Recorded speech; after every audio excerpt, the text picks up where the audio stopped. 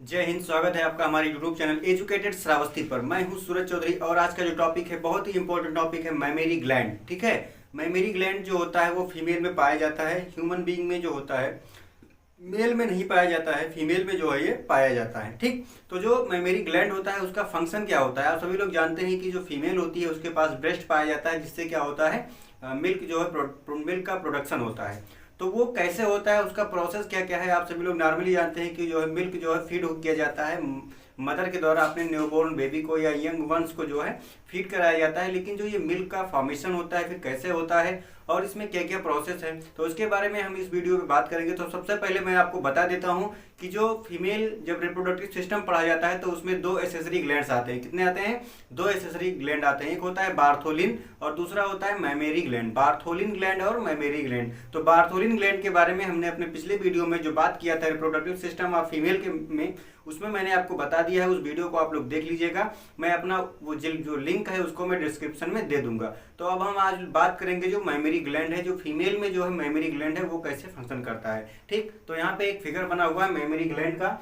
यहाँ पे जो है पूरा का पूरा जो है फीमेल का जो मैमेरी ग्लैंड है उसका जो है यहाँ पे फिगर बना हुआ है। ठीक, तो अब हम लोग बात करते हैं कि जो मैमेरी ग्लैंड होता है, जो फीमेल का ब्रेस्ट होता है, उसमें क्या क्या चीजें होती हैं। ठीक, जो फीमेल जो ब्रेस्ट होता है उसमें ये जो है मसल्स होता है, ग्लैंडुलर मसल्स होता है। ठीक है, अब ये जो होता है सबसे पहले आप लोग देखते हैं ऊपर क्या होता है, मैमेरी स्किन। सबसे पहले क्या दिखाई देता है? मैमेरी स्किन आप सभी लोगों को दिखाई देता है। अब उसके अंदर क्या दिखता है? उसके अंदर फैट होता है। देखते हैं ना कि फैट होता है मैमेरी।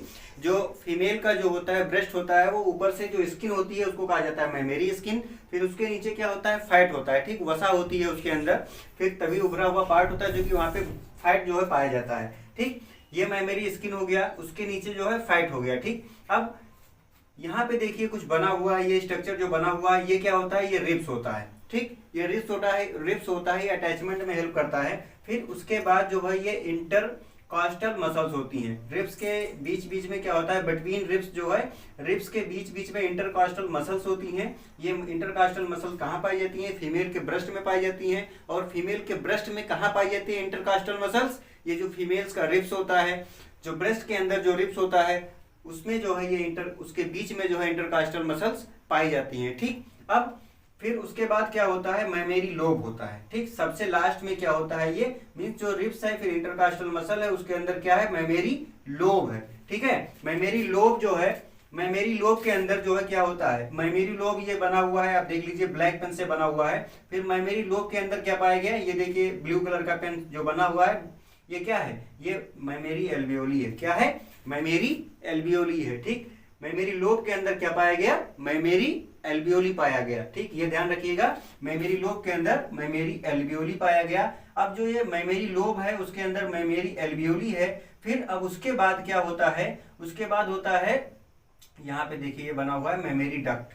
ठीक, जो ये मैमेरी एल्वियोली है उसके बाहर क्या पाया गया? मैमेरी डक्ट पाया गया। ठीक, अब मैमेरी डक्ट क्या होता है? ये कनेक्ट करने के बाद, ये जुड़ने के बाद क्या बनाता है? मैमेरी एम्पुला बनाता है। ठीक, क्या बनाता है? मैमेरी एम्पुला बनाता है। मैमेरी एम्पुला फिर कहाँ जाकर के खुलता है? लैक्टिफेरस डक्ट में जाकर के खुलता है। मैमेरी एम्पुला कहाँ खुलेगा? लैक्टिफेरस डक्ट में खुलेगा। ठीक, अब लैक्टिफेरस डक्ट कहाँ खुलेगा? निपल में खुलेगा। ठीक, सबसे बाहर यहाँ पे निपल दिखाई देता है और सबसे लास्ट में यहाँ पे मैमेरी लोब होता है। मैमेरी लोब से स्टार्ट हुआ और जाकर के निपल तक पहुंच गया। ये सारा यहाँ पे इसमें जो है पार्ट्स हैं और जो कहाँ कहाँ पर लोकेशन है वो हमने आपको बता दिया। अब उसके बाहर ये होता है, जो नीचे होता है, जो ब्रेस्ट होता है उसके डाउन साइड में ये होता है एरोला होता है। ठीक, एरोला होता है। और ये जो होता है ये इंटरलाब्युलर कनेक्टिव टिश्यू। हमने यहाँ पे क्या बताया? जो मैमेरी लोब था, मैमेरी लोब को कनेक्ट करने के लिए कोई मसल्स पाया जाएगा, कोई टिश्यू पाया जाएगा, उसको क्या कहते हैं? इंटरलाब्युलर कनेक्टिव टिश्यू। ठीक, एक मैमेरी लोब ये है और दूसरा मैमेरी लोब ये है,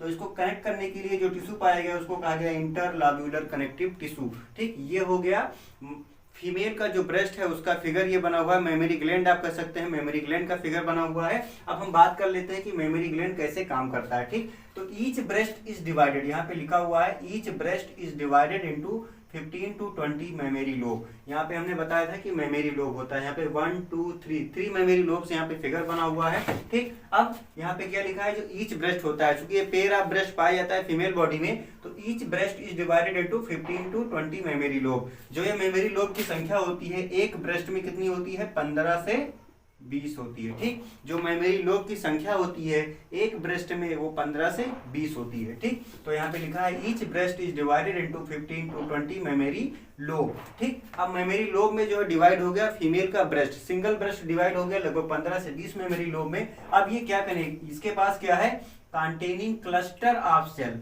क्लस्टर मीन्स होता है गुच्छा। ठीक है, अब ये इसके पास क्या है, एक गुच्छा है, सेल्स का एक गुच्छा है, जिसको क्या कहा गया, एल्वियोली कहा गया। अभी मैंने आपको बताया कि जो मेमोरी लोब है उसके पास क्या है, मेमोरी एल्वियोली है। ये मेमोरी एल्वियोली आप लोग ये देख सकते हैं, ये क्या है, ये क्लस्टर ऑफ सेल्स है, इसको क्या कहा जाता है, मेमोरी एल्वियोली कहा जाता है। ठीक, तो यहाँ पे है 15 से 20 मेमोरी लोब है, उसके पास क्या है, कंटेनिंग क्लस्टर्स ऑफ सेल। एक क्लस्टर्स ऑफ सेल को कंटेन करने का काम करता है, उसको कहते हैं एल्वियोली। ठीक, मेमोरी एल्वियोली। ये आपको क्लियर हो गया कि जो मेमोरी लोब है उसके पास क्लस्टर्स ऑफ सेल्स होती हैं, उसको कहा जाता है मेमोरी एल्वियोली। ठीक, अब देखिए the alveoli open into the mammary tubules. ठीक, जो मेमोरी एल्वियोली होती है वो कहाँ जाकर के खुलती है, मेमोरी ट्यूब्यूल्स में जाकर के खुलती है। जो मेमोरी एल्वियोली है वो जाकर के इधर खुलेगी, यहाँ पे जो है मेमोरी ट्यूब्यूल्स होता है। ठीक, ऐसे जाकर के खुलेगी, ये मेमोरी ट्यूब्यूल्स में जाकर के खुली। ठीक, अब जो ट्यूब्यूल्स होता है, ट्यूब्यूल्स ऑफ ईच लोब। ठीक,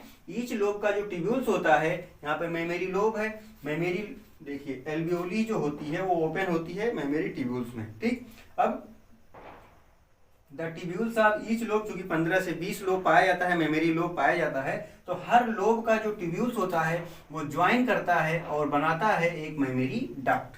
ठीक, जो एल्वियोली है वो कहाँ जाकर के खुलेगी, मेमोरी ट्यूब्यूल्स में जाकर के खुलेगी, और जो ट्यूब्यूल्स होता है वो एक दूसरे से जुड़ करके क्या बनाते हैं, मेमोरी डक्ट का फॉर्मेशन करते हैं। यहाँ पे जो है इसके बाद ये ट्यूब्यूल्स यहाँ पाया गया, ये ट्यूब्यूल्स जो होता है ये जुड़ जाता है एक दूसरे से, फिर क्या कहाँ पे खुलता है, मेमोरी डक्ट पे खुलता है। ठीक, ये लिखा हुआ the mammary tubules, the tubules of each lobe means her lobe का जो ट्यूब्यूल्स होता है वो ज्वाइन होते हैं एक दूसरे से और बनाते हैं मेमोरी डक्ट बनाते हैं। ठीक, अब उसके बाद क्या होता है, several duct join to form a wider ampulla. ठीक, अब कई सारे डक्ट मिलकर के क्या बनाएंगे, सेवरल डक्ट मींस कई सारे डक्ट ज्वाइन होते हैं एक दूसरे से जुड़ते हैं और बनाते हैं एक वाइडर एम्प्यूला। एम्प्यूला का यहाँ पे फिगर दिख रहा है आपको, मेमोरी एम्प्यूला। ठीक, तो कई सारे फिर जो डक्ट होते हैं वो जुड़ करके क्या बनाते हैं, मेमोरी एम्प्यूला बनाते हैं, या फिर आप वाइडर एम्प्यूला कह सकते हैं। फिर जिसके पास क्या होता है, which is connected to the lactiferous duct. जो मेमोरी एम्प्यूला होता है वो कहां से कनेक्ट होता है, लैक्टिफेरस डक्ट। यहाँ पे देखिए मेमोरी एम्प्यूला है, ये कनेक्ट किससे कर रहा है, लैक्टिफेरस डक्ट से कनेक्ट कर रहा है। ठीक, तो which is connected to the lactiferous duct, जो लैक्टिफेरस डक्ट से कनेक्ट होता है। फिर it open means lactiferous duct open out through the nipple. फिर जो लैक्टिफेरस डक्ट होता है वो कहाँ खुलता है, ओपन आउट, बाहर की ओर खुल जाता है, थ्रू द निपल। निपल के थ्रू कहाँ खुलेगा, बाहर की ओर खुलेगा। जो लैक्टिफेरस डक्ट है ये ओपन होता है, बाहर की ओर खुलता है, किससे खुलता है, निपल से खुलता है। ठीक, आप लोग बाहर देखते हैं जो निपल्स होता है उसी से जाकर के लैक्टिफेरस डक्ट जो है खुल जाता है। ठीक, through the nipple by which the milk is sucked out, जिससे क्या होता है, निपल जो होता है उसी से जो है मिल्क जो होता है वो सक्ड आउट होता है। कोई आपसे क्वेश्चन कर ले कि जो पार्ट है मेमोरी ग्लैंड का, वो चीज वो कौन सा पार्ट है वो मिल्क को सिक्रीट करने का काम करता है, तो आपका जो आंसर होगा वो क्या होगा, एल्वियोली सेल होगा। अब मेमोरी लोब, ठीक है, एल्वियोली सेल जो होता है, ये जो क्लस्टर्स ऑफ सेल अभी आपने बात किया, मेमोरी लोब का यही जो है मिल्क सिक्रीट करने का काम करता है। ठीक, तो किससे मिल्क सक्ड आउट होता है, निपल्स के थ्रू मिल्क जो है सक आउट होता है बाहर की ओर। अब ये आपको प्रोसेस पूरा समझ में आ गया होगा। अगर ये समझ में आया है तो फिर हम नेक्स्ट वीडियो में बात करेंगे गैमेटोजेनेसिस के बारे में, हम लोग बात करेंगे। अगर आपको ये समझ में आया है तो इसका आप लोग एक स्क्रीनशॉट लीजिए, बहुत ही शॉर्ट में मैंने मेमोरी ग्लैंड को आपको समझा दिया है। नेक्स्ट वीडियो में मिलते हैं, गैमेटोजेनेसिस को लेकर के मैं मिलूंगा। Thank you, have a nice day.